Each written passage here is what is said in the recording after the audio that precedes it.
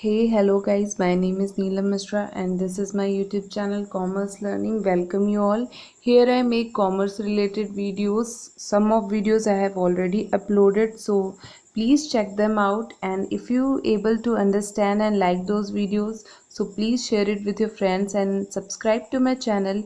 Hit the bell icon so whenever I will upload new video you will get the notification. Okay, so we are discussing about international firm based theory, in which we have already discussed about country similarity theory. This was the first theory. Second one was international product life cycle theory, and this is the theory which is third theory, global strategic rivalry theory, which is we are going to discuss in this lecture. So let's see what is it. Okay, global strategic rivalry theory emerged in the 1980s and was based on the work of economist Paul Krugman and Calvin Lancaster. देखिए, जो global strategic revelry theory थी वो आई 1980s में, और Paul Paul ग्रुगमैन और kelvin लैनकास्टर ने इन्हें दिया था। ये दोनों ही इकोनॉमिस्ट थे। इतने कठिन नाम है इनके।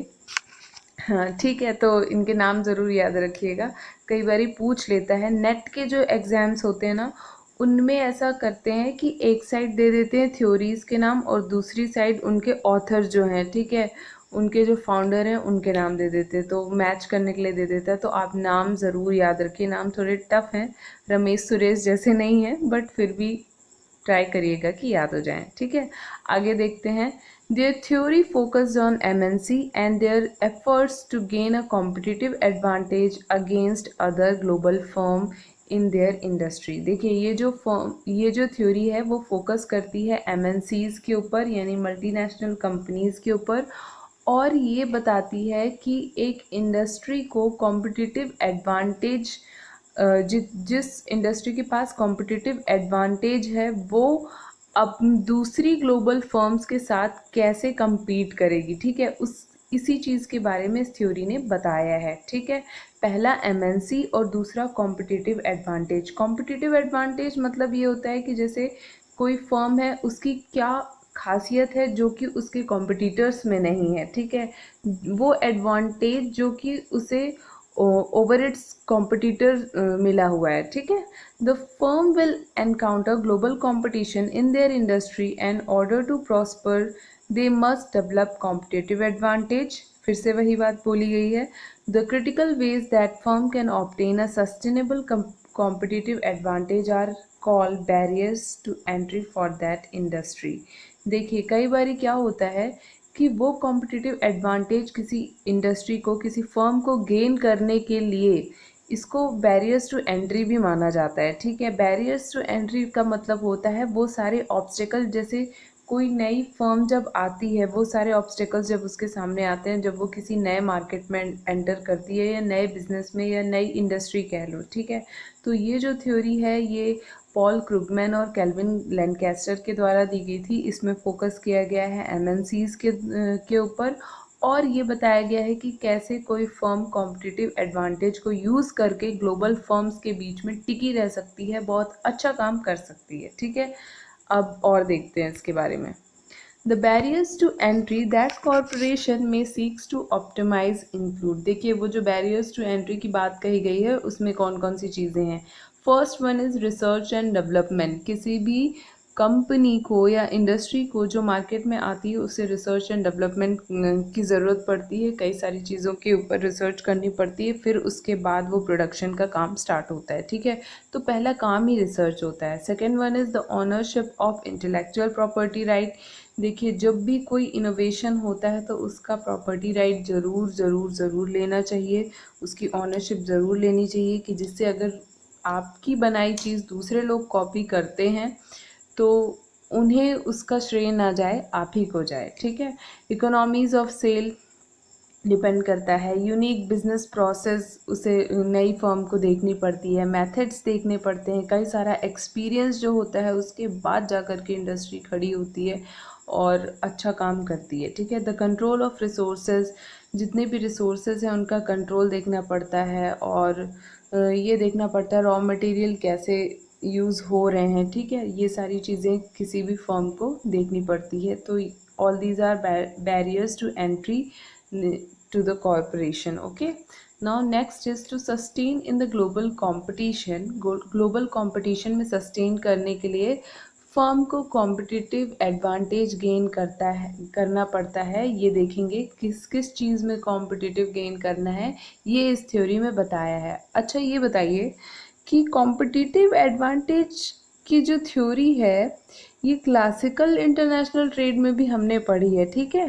तो ज़रा एक बार याद तो करिए कि कौन सी थ्योरीज थी, ठीक है, और किसके किसके द्वारा की गई थी। अभी वीडियो को पॉज करिए और कमेंट में लिखिए, ठीक है, कि कॉम्पिटिटिव एडवांटेज थ्योरी किसने दी थी। क्लासिकल वाली की मैं बात कर रही हूँ, ठीक। ये तो ग्लोबल राइवलरी कॉम्पिटिटिव एडवांटेज वाली थ्योरी है, ठीक। तो अभी हम देख रहे थे कि कैसे फर्म को कॉम्पिटिटिव एडवांटेज गेन करना है किन किन चीज़ों में, ठीक है। तो इस थ्योरी में बात की गई ओनिंग इंटेलेक्चुअल प्रॉपर्टी राइट। देखिए, इंटेलेक्चुअल प्रॉपर्टी राइट मतलब वो जो जैसे जो एसेट जैसे फिजिकली नहीं होती हैं, जिनका फिजिकल अपीयरेंस नहीं होता है, उन्हें इंटेलेक्चुअल प्रॉपर्टी बोला जाता है। और उन पे राइट जो होता है वो कंपनी को लेना चाहिए अगर वो प्रोडक्ट का इनोवेशन उस कंपनी ने किया है तो, ठीक है। जैसे कोई ब्रांड नेम है, ट्रेडमार्क है, पेटेंट कॉपीराइट है, यूनिक फार्मूला है, इन पे आईपीआर लेना चाहिए, ठीक है। IPR means intellectual property right, ठीक है। फिर second one is investing in R&D। R&D here means research and development. Research and development में क्या करना चाहिए, इन्वेस्ट करना चाहिए, ठीक है। पहले उस जिस प्रोडक्ट का आप प्रोडक्शन करने वाले हैं या जिस प्रोडक्ट को आप लॉन्च करने वाले हैं उसका प्रोडक्शन करने से पहले या उस इंडस्ट्री में जाने से पहले आपको बहुत सारी रिसर्च करनी चाहिए, फिर उसके बाद में उस मार्केट में एंटर करना चाहिए, ठीक है। Now third one is achieving economies of scale और स्कोप। इकोनॉमी ऑफ स्केल को अचीव करना पड़ता है at the time of international trade the production increase. देखिए, जैसे ही आप इंटरनेशनल ट्रेड में एंटर करते हो तो प्रोडक्शन जो है वो इंक्रीज़ हो जाता है, ठीक है। और जो कॉस्ट होनी चाहिए वो क्या होनी चाहिए, रिड्यूस होनी चाहिए, ठीक। जो आप इन्वेस्टमेंट करते हो तो खर्चा थोड़ा कम करो और रिटर्न थोड़ा ज़्यादा मिले, ये ट्राई करना चाहिए। Now fourth point is exploiting the experience curve. Sometimes competitive advantage can be gain by injecting the experience. Very often firm recruit experience people for their need. जो भी नई फर्म आती है वहाँ पे उसे एक्सपीरियंस लोगों की ज़रूरत होती है, ठीक है।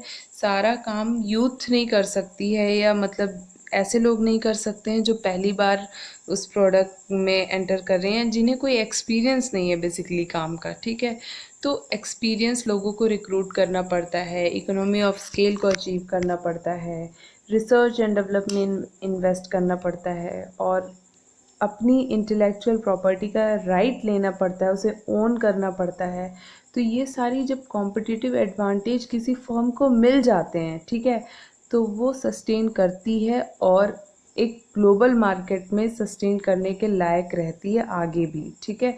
तो ये थ्योरी कॉम्पिटिटिव एडवांटेज के बारे में कहती है, ठीक।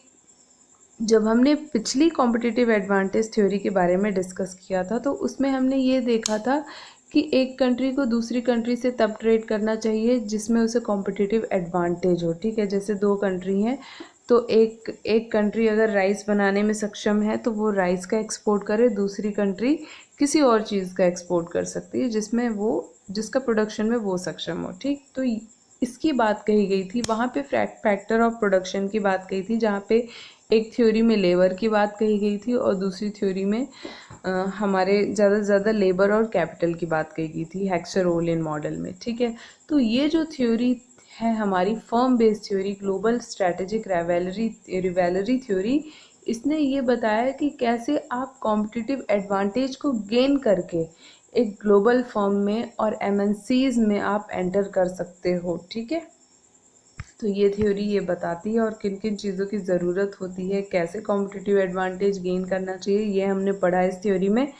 तो अगर आपको ये वीडियो अच्छा लगा हो, समझ में आया हो, तो प्लीज़ इसे लाइक करें, अपने फ्रेंड्स में शेयर कर दें और बेल आइकन को हिट कर दीजिएगा चैनल को सब्सक्राइब करने के बाद। Thanks for watching my video. Have a nice day. Bye bye.